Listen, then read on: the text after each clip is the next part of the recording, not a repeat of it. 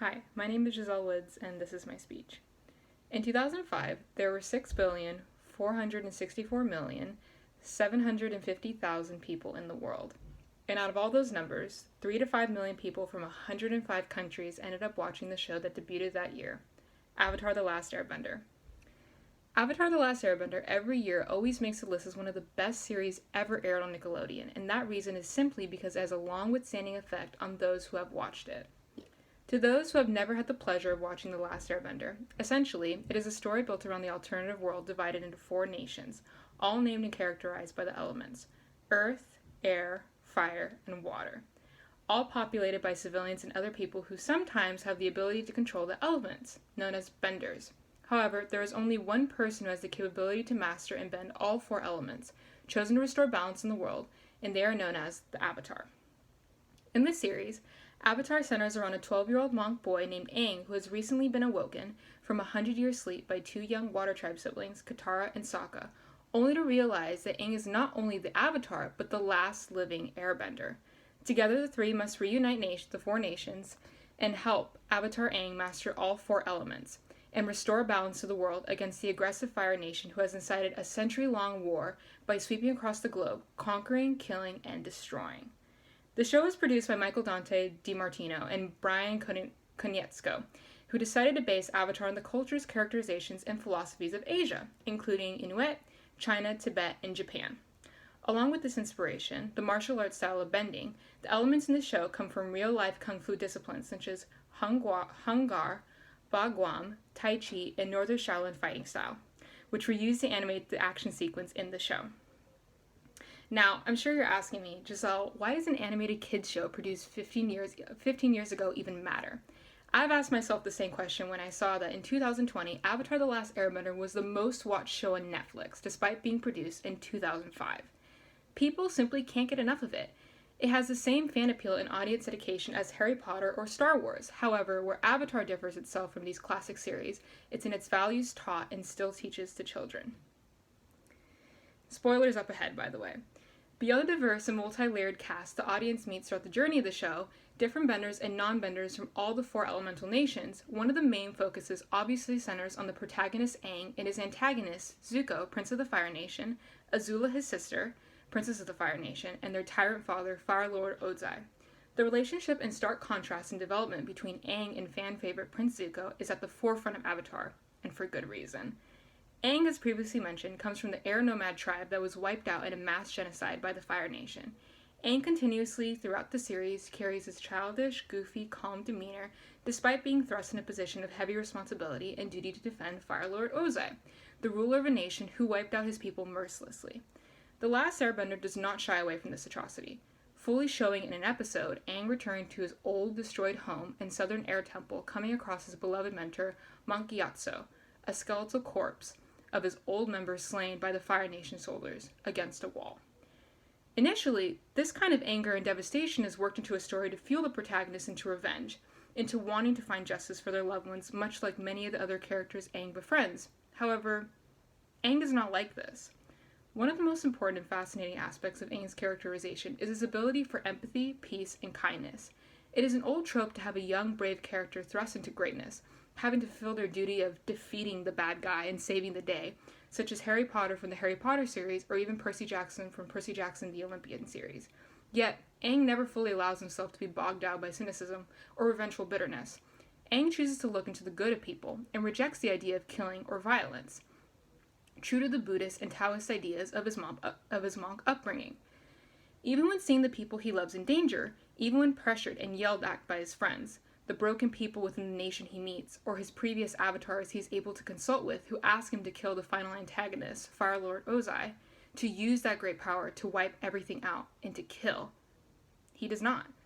Aang is a testament to, despite having your destiny seeming laid out for you, you always have the ability to stay true to your beliefs, even if others do not agree. He does not kill Ozai, staying true to his mindset and instead choosing to take away that evil power within the antagonist, overall restoring peace and balance to the world. One of the scenes in the series that truly encapsulates the mature message within the character of Aang is in a conversation with his friends in an episode. After telling them about the betrayal of friendship between the previous Fire Lord Sozin and the previous Avatar Roku, who was also from the Fire Nation, and gauging their reactions of disgust and anger. With some of them saying, people like that are born bad, and how could they betray him like that when he was his friend? He has a different perspective from the feelings of his friends. Aang says, in a moment of clarity, Avatar Roku was just as much as Fire Nation as Sozin was, right? If anything, their story proves anyone's capable of great and good. Everyone, even the Fire Lord and the Fire Nation, have to be treated like they're worth giving a chance. With this, the audience is also introduced to the character of Zuko, the Crown Prince of the Fire Nation, son of the big bad villain, Fire Lord Ozai. Zuko starts off with a mission to capture the Avatar, as the Avatar poses a threat against the Fire Nation because he has the ability to bring them down and create peace once again. His mission stems from a fight brought on from his father, who challenges Zuko to something called an Agni Kai, or a fight for honor, after Zuko speaks up against a general in one of his father's meetings. This results in his own father facing him in a fight to death, and in a show of mercy, severely disfiguring the side of his face by burning it in front of his Uncle Iroh and his sister Azula, as well as many other important figures, humiliating, scarring, and stripping him away of all his dignity, only at the age of 13. Zuko's journey to capture the Avatar, Aang, to restore not only his honor, but essentially for his abusive father's approval. Heavy stuff, right? The way The Last Airbender chooses to handle Zuko's trauma and eventual growth has been renowned as one of the best redemption arcs in animation history. How do you come back from something like that? Although Zuko has severe determination and resentment towards Aang, his friends, and himself, he eventually finds, through great help of other fan favorite, affectionately named Uncle Iroh, a disgraced former Fire Nation general and elder brother to Fire Lord Ozai, that he does not have to continue leading the path of the same self-destructive anger and hurt and fear as his father or the other terrible influences around him, but he can change instead. He can choose to be good. Zuko is constantly in a state of denial, fear, and teenage brooding. It is only once he loses everything by fulfilling his initial mission, betraying his new friends of Aang and the others in exchange for what he thought he wanted, his Crown Prince title, his family accepting him back, and his so-called honor, does he realize that the path he needs to follow instead is one of forgiveness, of being open and vulnerable, of not doing what is expected, much like Aang, but rather fighting for what you truly believe in, alongside people who love and accept you. Does Zuko emerge from the old shell of an antagonist, but one of the main heroes in Avatar: The Last Airbender? One of the turning points in Zuko's arc, and a quote that always stuck with me when I first watched it as a little girl, was something Zuko's Uncle Iroh says. It's time for you to look inward and start asking yourself the big question. Who are you, and what do you want? It is the same question many of ourselves ask at one point in our lives, and it's especially heavy-loaded thought that we don't always know the answers to. But that's the point of Avatar. This exposure to these kinds of thoughts are essentially being taught to children, whose society often cannot comprehend or understand the gravity of that question.